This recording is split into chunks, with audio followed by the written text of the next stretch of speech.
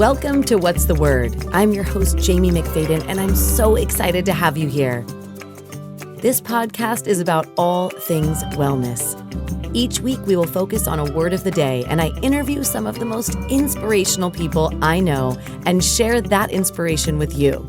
Join me, let's learn together on What's the Word. This is the place where I belong.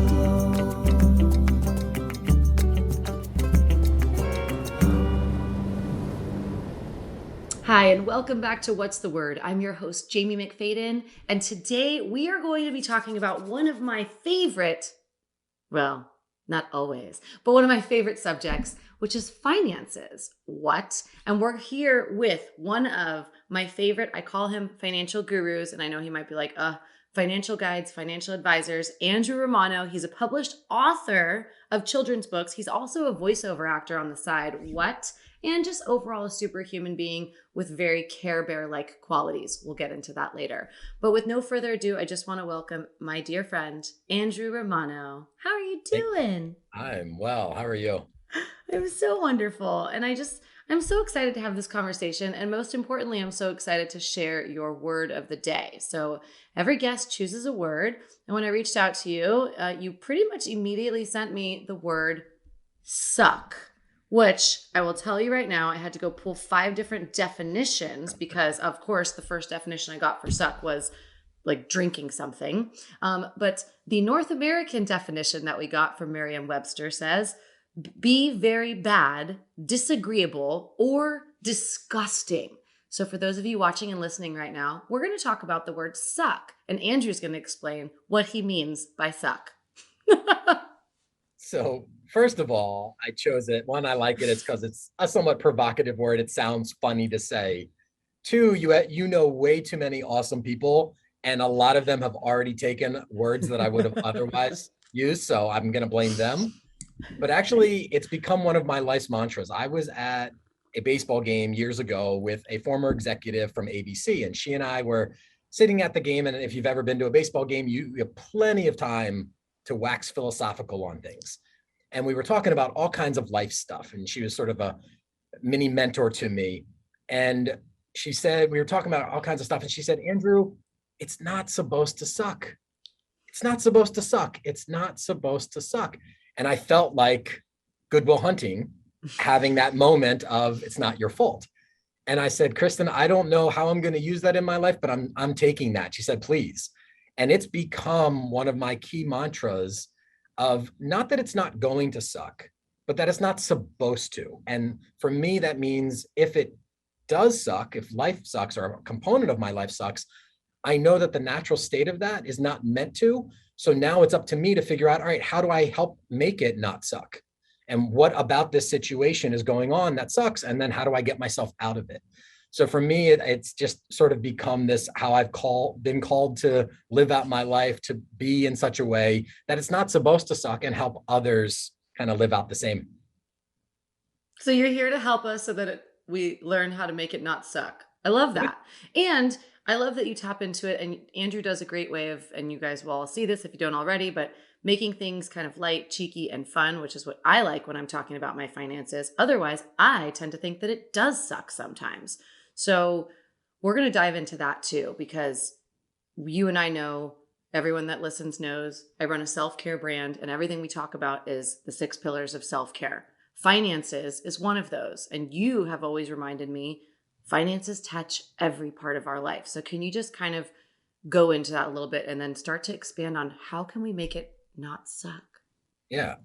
So I'll start with just how I got into running my practice in the way that I do.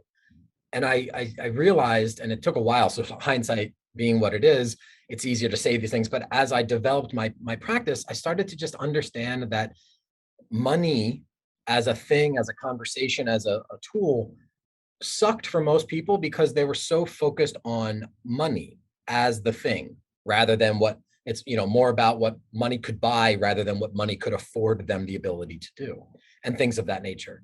So with my practice, most financial advisors, when they're trained, are trained to define their ideal client or their market by the amount of money or the amount of income someone has. And that never really sat well with me because I wanted to work with people, not necessarily money. So for me, I started to reframe that. One of the words I would have chosen otherwise, but that's Jillian already. Michaels had that I one, know. yeah. Yes, I know. Well aware. Yes, thank you, Jillian. Uh, I started to redefine my practice and not ask to meet, as is often used in my world, high net worth individuals or high income people. I said I want to meet people who have minimum levels of curiosity, commitment, coachability, and communicativeness. In my frame, people who don't suck. And not to say that the people that aren't doing those things they're not evil. They just, to me, they just suck. They would drain my energy. They would not make me want to wake up every day with energy to serve those kinds of people.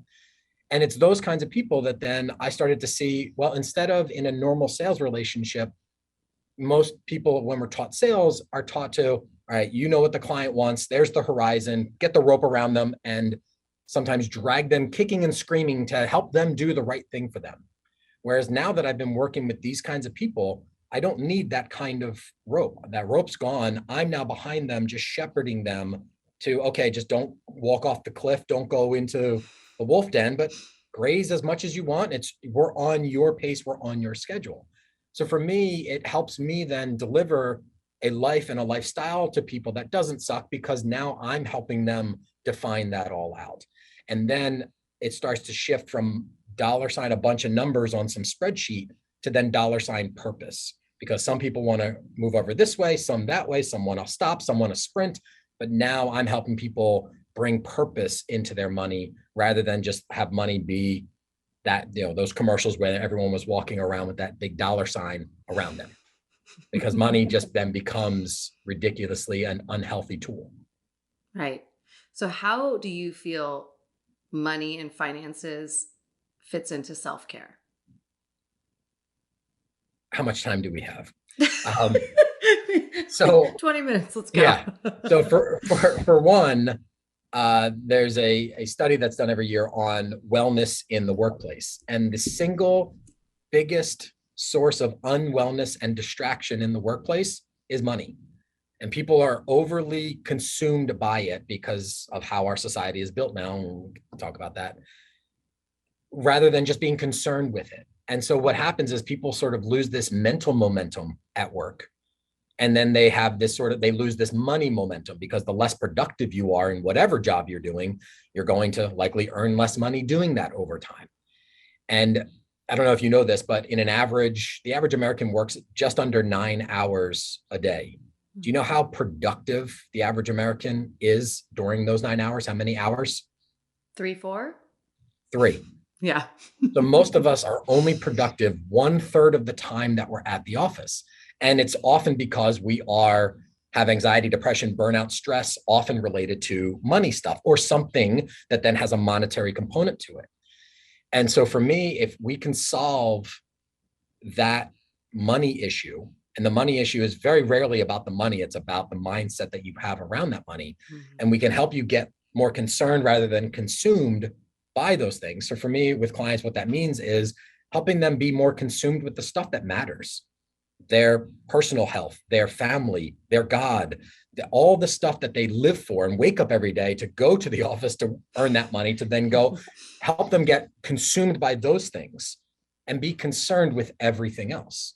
And once you can unwrap that for someone, now the level of stress and anxiety just comes way down, because now they're up to something bigger. They're up to serving something more and greater than themselves. And therein lies a lot of then physical, mental, and emotional wellness is then all tied up, because that money thing was sort of this, not forget a rope, it was more of like a barbed wire that's sitting around them, constraining them, because all they can ever think about is the monetary aspect of something, rather than get more focused on who they're living for and why they're, like, what their purpose is in life.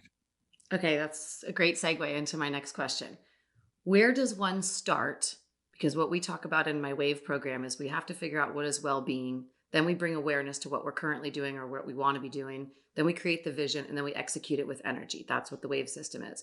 So when it comes to someone that's listening or watching right now thinking, okay, I want to make some shifts in my mindset around my finances one way or the other, where does one start? Like, how do we start unpacking that or unraveling that? Because I do find, and you've helped me personally with this, I had a bad story I told myself around money for many years of my life. And it wasn't until bringing kind of attention to that shadow stuff and going, oh, I don't need to think like that anymore. So where does one start? Yep. So, well, we're in October, so it's perfect timing for this kind of conversation. Have you ever seen a scary movie before? Yes. Give me a scary movie that you've seen. Saw. Okay, Saw, one of my favorites actually. The first time you saw that, it's really scary, correct? And then if you were immediately to press play and watch it straight through right again, is it anywhere near as scary? Absolutely not. Why? Because you already know it's going to happen. Yes. So when it comes to money, most people don't get started because they don't want to play out that scary movie, what they think is going to be a scary movie in their mind. And it's a mental conversation initially, because there's always three conversations we can have: the one up in our head, the one out with the people, and the one upstairs. And if you're not even willing to play out that scary movie the first time, it will remain scary. Versus if you keep having that conversation and have a professional open the conversation with loved ones or others in your world, be it someone at work, a colleague, versus someone, a partner, children, parents, doesn't matter. It's starting that conversation, because the more you play out that scary movie, the less scary it becomes. And the more you're able to notice that oh, that scary thing came around the corner and I noticed some error in the filming. And now you can be a little bit more detached from the emotional aspects of it. And what's funny is about money is we are not taught how to have that conversation. There's always three things that we're taught not to talk about at the dinner table. And what three do you know what those three things are? Religion, politics, And taxes, money. money. Well, Yeah. usually, Yeah. yeah. Yeah. Well, Money. some families, Finances, yes, really. some families no, but yes, politics. And yet, what have all world wars ever been fought over? Money, Politics, religion, and politics, money. religion. Yeah. So when it comes to the money aspect, my crux of it is, let's just help you learn the language of money. Because if you can have that conversation and then talk that out with others, you're less likely to ever have to go to war on that internal war or that external war. Because, for example, when I'm working with couples, they don't fight about money. They fight because they have a disagreement of something that has a monetary component, and neither of them has the language to talk about money. And so they're speaking different languages, and so they clash.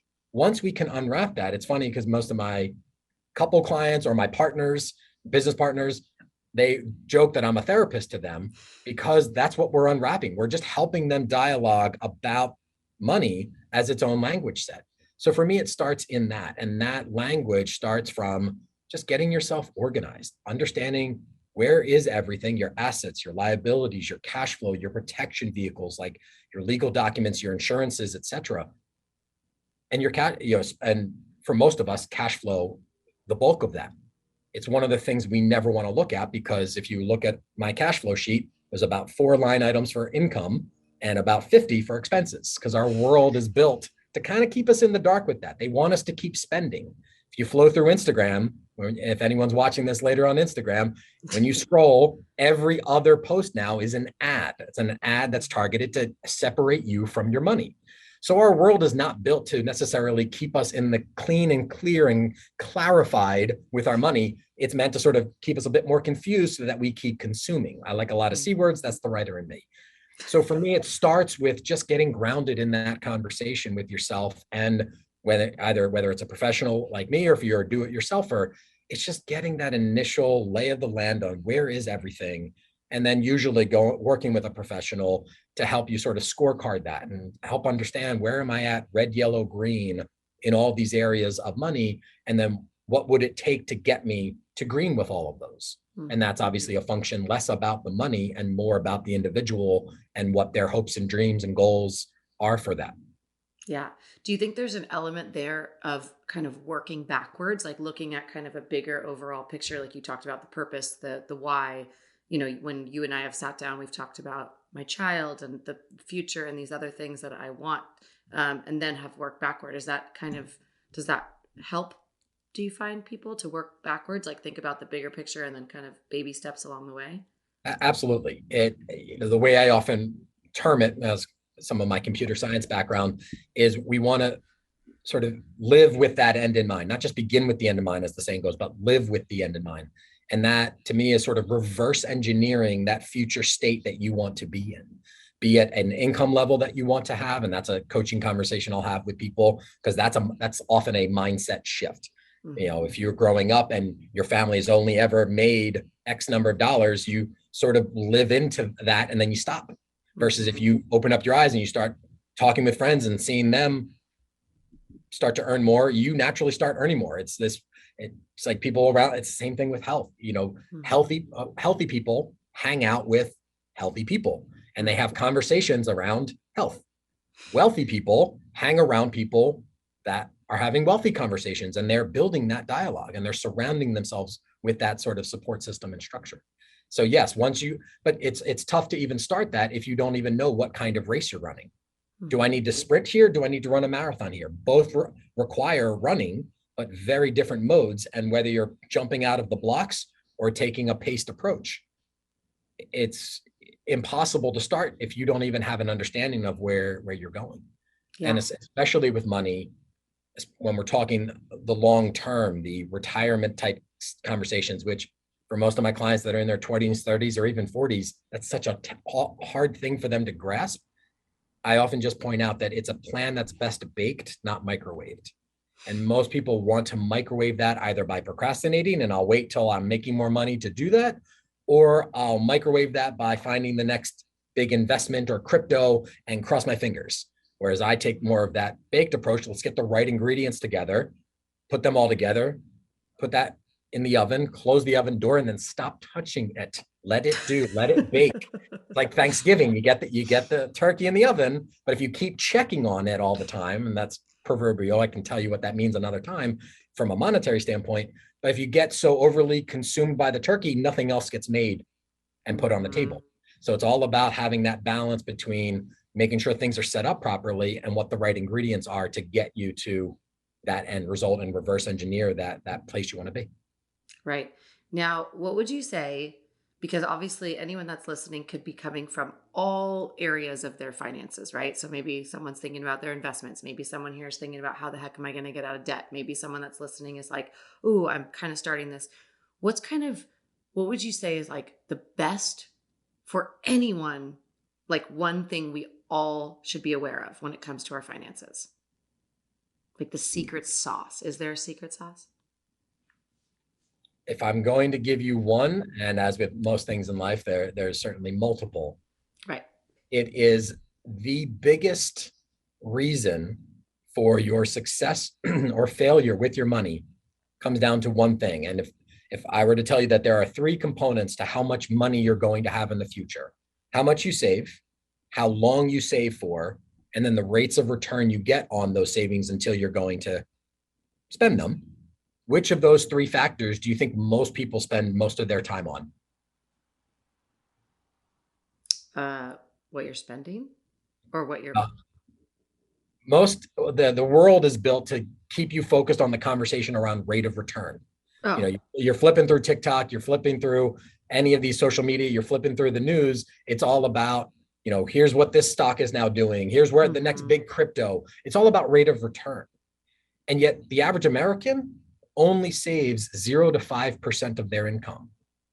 So if I side by side and show you, if you save what the average American saves and cross your fingers, and now you're sort of forced to gamble with that money, you will not end up as well as someone who focuses on what they can control, their rate of savings.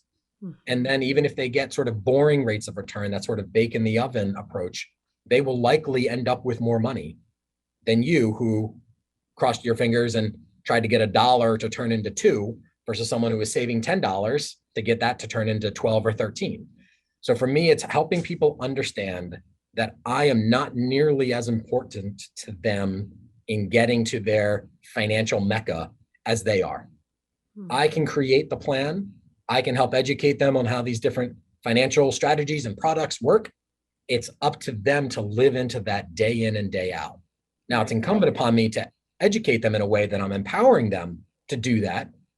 but they've got to live into that. They're like, no financial plan, no health plan is worth anything unless you're actually living into it and acting upon it. And that's like one of my favorite other mantras. You know, if you remember from the late 80s, early 90s, we had those the more you know campaign where Hmm. the little star. And do you remember what the common phrase was? What is power? Blank No, I is power. don't. Knowledge What? is Oh, power. knowledge, knowledge. Yes, of course. And to me, I call BS on that. Knowledge is not power because everyone knows what to do to be healthier. Everyone knows what to do to be wealthier, and yet they don't do it. So for me, action is not power, or action is power, not knowledge. Right. So I try to build out for people how to act upon the knowledge that they're given. Hmm. It's so much harder to get someone to move from 0 to 1 than it is to get them from 1 to 100. So, as with a lot of other things around your health and wellness, it's about getting started. Now, you want to get started in sort of the right way. But when you get focused on, no, I got to do all of my save up millions of dollars for retirement to have, okay, that's fine. But you got to like, how do we start from here? And that Hmm. for me is sort of building out sort of the building blocks on how to start that race and just get moving. And as with weight loss and other things, the first step is we'll get a real plan put together for you. Just start moving. Yeah. You know, get back in touch with your body. And same with money. Just get back into touch with, you know, why you're working, where you're working. Is that where you want to be? Are you okay for that earning being away from family? Like just really sort of decrypting why people are doing what they're doing now and then seeing if that's still aligned with how they're trying to be. And if not, then we change things up and we make corrections and we constantly recalibrating. Yes. And I have to admit, you are the first person in my life, and even my brother, who I love dearly, is in finance, which you know.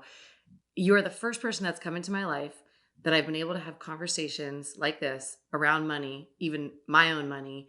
And it's taken it from being an uncomfortable thing to something that I actually am very curious more and more and more and want to learn more every time. Similar to when you find a trainer that you connect with or a therapist you connect with. So you and I have chatted, and I just want to share this with anyone listening about the ways that we want to help support in the world, right? In the bigger picture, our legacy and things like that. I've also told you that you're one of my care bears, and we won't get too deep into that. But for anyone listening, just stay tuned because the care bears are coming. They're coming back. Um, but I wanted to ask you, what would you say to someone that's listening right now as kind of what do you see in the future of what you're doing? Like if you could do, you, Andrew, could do anything to support the greater cause, like what would it look like? What Yeah. do you want to see in the future? What are your goals? And it's something I'm building in the background is a community. Mhm. We are meant as human beings to be in community. We are designed, most of us get more energy when we're around others than when we're not. Some of us are different, and at different times, believe me, I think we're built similarly. At times you just want to snuggle up and watch a movie and not talk to a soul for a while. But then you sort of get that itch and you want to be around people. I get my most energy when I'm meeting with my clients, not sitting and staring at my computer screen and Excel sheets and other things like that. I get energy from, and so what I want to build is a community around money, but not so much money for it in and of itself. It's more through that concept of the American dream, right? That's a concept that our country was built on, but people have lost a little bit of sight of that because they then get focused on some of the aspects of it, like building up wealth, and they lose sight of, well, why? And so for me, it's building up a community sort of centered around that concept of the American dream and helping people identify, well, what is your version of that? What does that mean for you? You know, do you want to build a family? Do you want to build a business? Do you want to build a better life for others in another country that are less fortunate? Whatever it is. And then helping build a community around that where others can realize the stuff I'm struggling with, the stuff that sucks for me, it sucks for just about everybody else. We just don't talk about it. It's like Instagram. Instagram is where sad people go often to tell everyone that they're happy. With money, we often think that everyone is doing a much better job than us. So I want to sort of break down that barrier and help people realize that it's not about how much you earn. Everyone is struggling with this stuff around money. And when you get people together to talk about that, it significantly reduces that horror film. It reduces the anxiety, the depression, burnout, stress that people have around it, because they know whatever they're dealing with, they are not alone on an island, and they have a support system to help them figure out a way out. So for me, it's building that, where I'm leaving that legacy. That to me is a legacy. If I can leave the world in a better place, specifically around money, it's to help people understand that conversation and help them communicate better about that with themselves, with others, etc. And just learn that it's not that difficult. It's not a Wizard of Oz type conversation. And most think that they need someone like me to get them to the promised land. It's just not true. They can do it themselves. It's just most people, when they want a coach like me, they want to perform at a higher level, and then it's great. But to help people just understand how to do it for themselves and then identify where and how to get help and support, to me would be the best thing that I could create around money.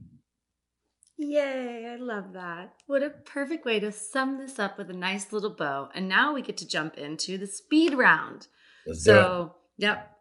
First thing that's going to come to your mind, okay? No thinking about it. Pizza or tacos? All right. So pizza, but there is a pizza shop in Hoboken that started creating a taco pizza because someone came in drunk and was demanding tacos one night. They're like, this is a pizza shop. And so they actually created a pizza with tiny little tacos on it.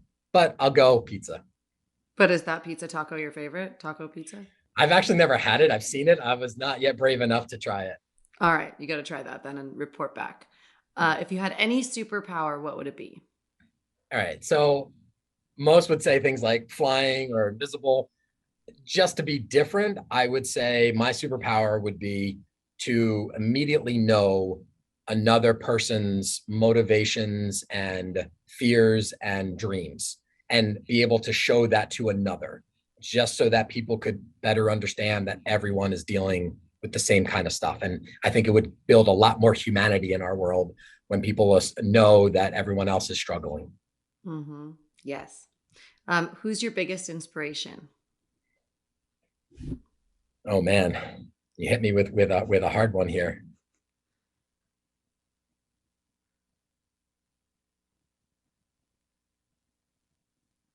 First person that comes to mind, go.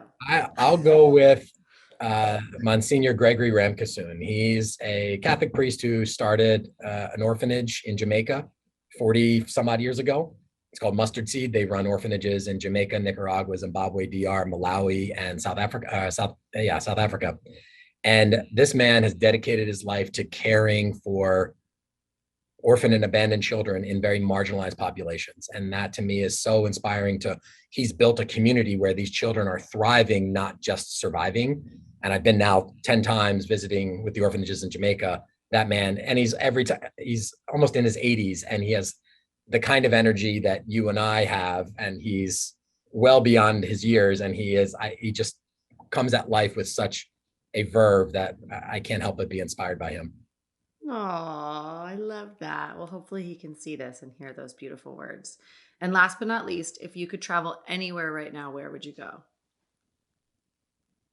I just came back from Portugal, so that would have been probably at the top of my list. You know what? Just because everyone else seems to be doing it, and I'll say outer space, because why not? Ooh. That seems to be the cool new thing to do. And it would just be It's trending. kind of neat to be weightless for a bit. Amazing. Okay, well, to everyone listening, thank you so much. I hope that you got your pens and paper out because Andrew dropped so many gems here. And if not, you can always rewatch this. Be sure to like, subscribe, and share with a friend. Andrew Romano, thank you so much. Where's the best place people can find you? I'm going to share your info. I would just on your Instagram, on your website. Yeah, just my website. I can be found at strategiesforwealth.com, and you can find me on there and connect with me if you want to talk further. Yay. Well, thank you so much. I hope that you have a beautiful rest of the day. And I look forward to chatting with you soon. And thank you all again. And make sure to do your best to take that action. Thank you for joining me here at What's the Word. Follow us on social media with the links on the screen. And don't forget to like and share with your friend. Your support helps us grow and continue to make inspirational content. See you next time on What's the Word.